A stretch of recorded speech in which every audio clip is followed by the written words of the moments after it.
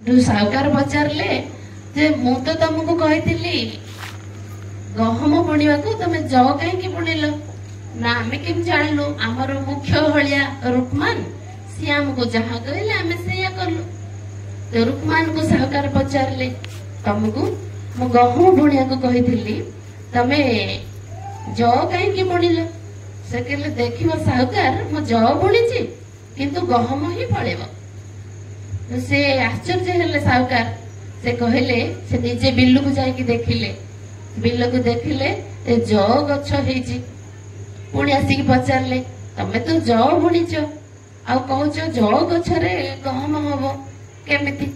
से कहले साहुकार तमे चिंता करनी देखिबो जेतेबेले फल लागिबो गहम ही फळिबो। तो साहुकार रागी गले ताको दुई चापड़ा मारले सेठू रुकमान कहले तांको साहुकार को कि साहुकार आपण एते निष्ठुर लोक को शोषण करूचंती लोक को बहुत कष्ट दउचंती तो जदि आपण एते सब कर्म करिकी कहउचंती मु स्वर्ग को जीवी ताहले ज बुणी की गहम काहेकि न हबो। तो जेतेबेले एक कथा से कहले रुकमान साहुकार को तो साहुकार बुद्धि हृदय रे तीर भली लागिला से कथा आ धीरे धीरे से निज जीवन को वास्तव से भाविले कि प्रकृति रे मु कौन करूची आ मु फल कौन भोगिबा को चाहूची मो कर्म केमिति आ मोर तार फल मु केमिति चाहूची आशा करूची तेणु से निज को परिवर्तन करबा पई चाहिए। आमे मध्य संसार रे भाबुचे संसार रे जे जते भूल कर्म करूचंती जे भी मरी गले आम लिखुचे स्वर्गवासी हेले जो समस्त को डाकुचे तांको भोजी पाई से अमुक व्यक्ति स्वर्गवासी हेले। तो भगवान हमको कहउचंती जे कर्म हमर जेमिति हेले भी आमे समस्त स्वर्ग को केमिति पळेबा तेणु आमे आंब गछटे लगेले आंब ही फलिब पणस गछ लगेले पणस ही फलिब सेमिति जदि आम कर्म बिछुआती भली ताहले तुलसी भली सुख हमको केमिति प्राप्त हबो। तेणु भगवान कहउचंती जे कर्म रूपी मंजी एभली पोत जो तार फल खाइबा पई आमे आशा करके बसिथिबा केते बेले हमको प्राप्त हबो किंतु आमे कोन करूचे मन कर आंब गछटे लगेछे आंब फळुची सेटा जदि हमको इच्छा न हुए हमें न खाई परिबा किंतु कर्म फल एमिति जहाकू इच्छा न कले मध्य खाइबा को पड़िबो। जेमते एबे सुनुथिले भौणी कहउथिले कि जदि हमर कोनसी प्रकार व्याधि होची रोग होची हम पिला माने हमको बहुत भल पाउचंती बहुत पैसा खर्च करिवे बहुत भल डॉक्टर को पाखु नेबे बहुत सेवा मध्य करिवे किंतु आम शरीर रे जो कष्टटा होची सेथुरु केही भाग नै पारिबे नाही। तेणु कर्म फल केबे भी हेले आमे ताको छाड़ी परिबा नाही से आम पछरे छाई भली जीव जेमति मनीष चालिले छाई ता पछे पछे जाए सेमिति कर्म फल आम पछरे पछरे जाउची जोथि पई आमे एठी मरि गले पुणी कोठी जन्म होबा सेठी हमर शत्रु किए हबो किए मित्र हबो सेठी हमको को भली सुख मिलिबो को भली दुख मिलिबो ए सब हमको प्राप्त हबो एबेठु निश्चित हो जाउछ। आमे बे जहा करूचे मन कर का सहित माड लागिले से शत्रुता रे आमे मरि गले तो आरो जन्म रे से ही हमर शत्रु हेकी थिबो पुणी आमे से शत्रुता सुझेबा पई आसीबा निश्चित। आपण देखिथिबे रास्ता रे जाउचे मन कर बस रे जाउचे बस रे जाउ जो का सहित माडगोळ हो जाउचे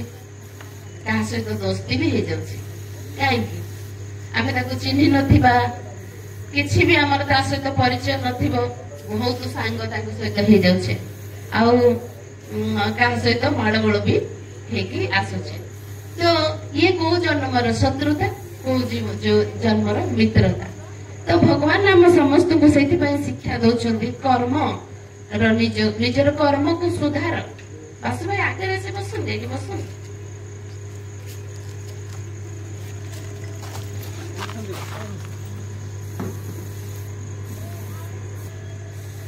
जे आम कर्म सुधरिबा पाई प्रजापिता ब्रह्मा कुमारी ईश्वरीय विश्वविद्यालय ये होची मनीष तैयारी कारखाना जोठी मनीष भल मनीषटीए हम से शिक्षा स्वयं भगवान आसी दौरान जड़े डॉक्टर जदि पाठ पढ़े कि मनीष को डॉक्टर टे कर जड़े इंजीनियर जदि पाठ पढ़ुचे से मनीष पिलाटी को से इंजीनियर कर दे पारुची सेमिति स्वयं भगवान जदि पाठ पढ़े से हमको कौन करके गढ़े निश्चित भगवान भगवती करके गढ़े तेणु ये प्रजापिता ब्रह्मा कुमारी ईश्वरीय विश्वविद्यालय को हम भावुचे ये गोटे साधारण धर्म संस्था नाई ये मनीष तैयारी कारखाना जोठी मनीष भल मनीष हवा शिखुची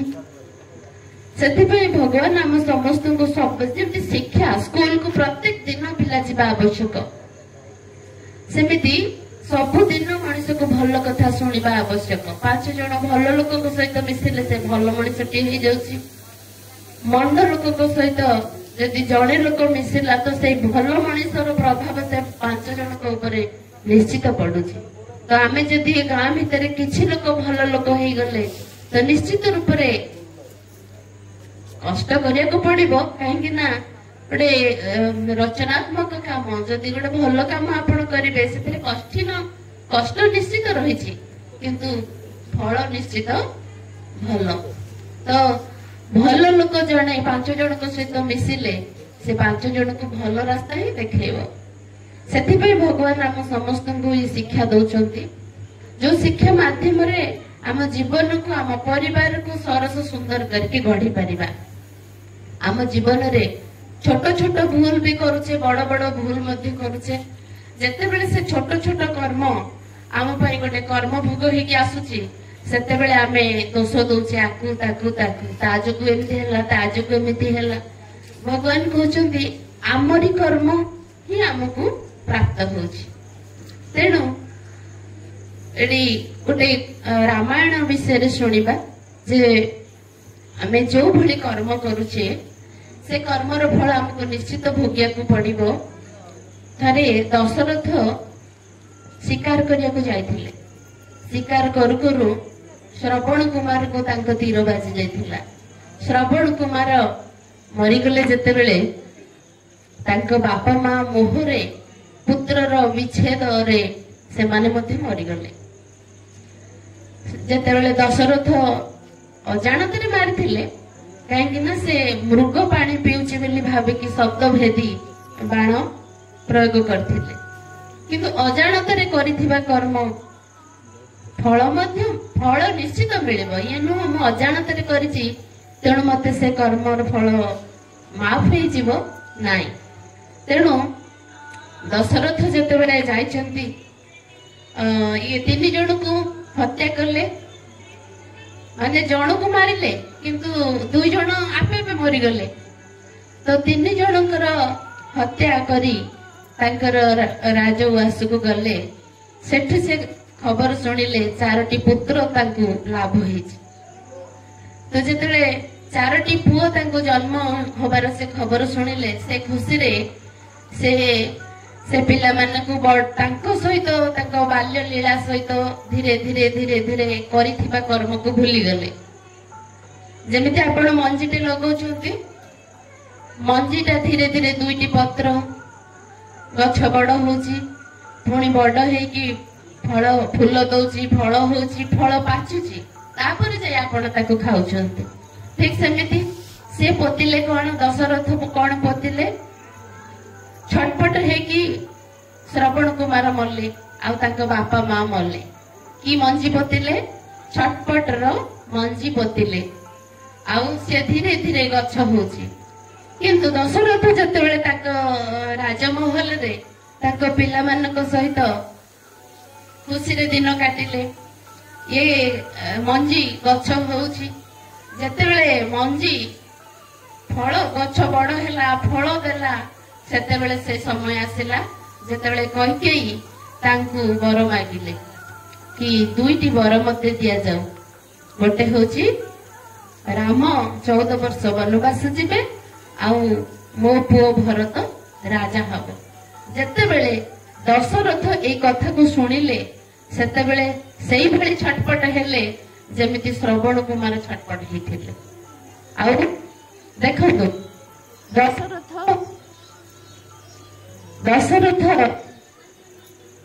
ରାମଚନ୍ଦ୍ରଙ୍କୁ କେବଳ 14 ବର୍ଷ ବନବାସ ପଠେଇବା ପାଇଁ ବରରେ ବାଧ୍ୟ ହେଇଥିଲେ, କିନ୍ତୁ ତାଙ୍କ ସହିତ ଲକ୍ଷ୍ମଣ ଆଉ ସୀତା ମୋହବଶ ହେଇ ବନକୁ ଯାଇଥିଲେ 14 ବର୍ଷ ପାଇଁ। ଏପଟେ 3 ଜଣଙ୍କର ହତ୍ୟା, ଏପଟେ 3 ଜଣଙ୍କୁ ହିଁ ତାର ଫଳ। ଆଙ୍କୁ ମଧ୍ୟ ସେଇ 3 ଜଣର ବିଚ୍ଛେଦ ଛଟପଟର ଯୋଉ କଷ୍ଟ ଦଶରଥଙ୍କୁ ମିଳିଥିଲା। ଆମେ ସମସ୍ତେ ରାମଚନ୍ଦ୍ରଙ୍କୁ ଭଗବାନ ବୋଲି ମାନୁଛେ। ତାଙ୍କ ପାଖରେ ଅଲୌକିକ ଶକ୍ତି ଥିଲା। ଯୋଉ ପଥର ହେଇଥିବା ଅହଲ୍ୟାକୁ ସେ ସ୍ପର୍ଶ କରିବା ମାତ୍ରେ ସେ ଜଣେ ନାରୀ ହେଇଯାଇଥିଲେ, ତାଙ୍କୁ ଅଭିଶାପରୁ ମୁକ୍ତି ମିଳିଥିଲା। କିନ୍ତୁ ରାମଚନ୍ଦ୍ର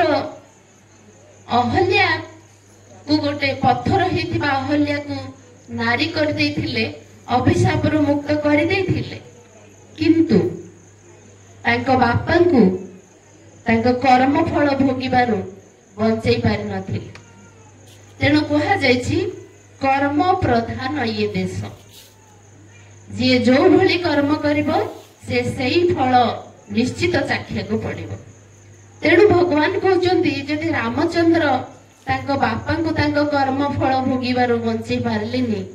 ତ ଆମେ ତ ଛାର ମଣିଷ। ତେଣୁ ଆମ ସମସ୍ତଙ୍କୁ ନିଜ କର୍ମ ଉପରେ ସାବଧାନ ରହିବା ଦରକାର। ଆମ ଜୀବନରେ ଯଦି ଆମେ କର୍ମ ପ୍ରତି ସଚେତନ ହବା ତାହେଲେ ଯେତେବେଳେ ସଂସାରରୁ ଯିବା କର୍ମ ରୂପୀ ପୁଞ୍ଜି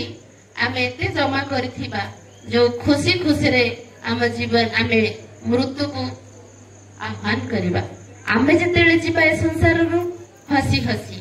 ଆମ ପାଇଁ ସାରା ସଂସାର କାନ୍ଦିବ କି ଏତେ ଭଲ ଲୋକଟେ ଥିଲା ଆଉ ଚାଲିଗଲା। ତେଣୁ କୁହାଯାଇଛି ପ୍ରାଣୀର ଭଲ ମନ୍ଦ ବାଣୀ ମରଣ କାଳେ ତାହା ଜାଣି। ପ୍ରାଣୀର ଭଲ ମନ୍ଦ ବାଣୀ ମରଣ କାଳେ ତାହା ଜାଣି। ଅର୍ଥ ଯିଏ ମରିଗଲା ସେ କେତେ ଭଲ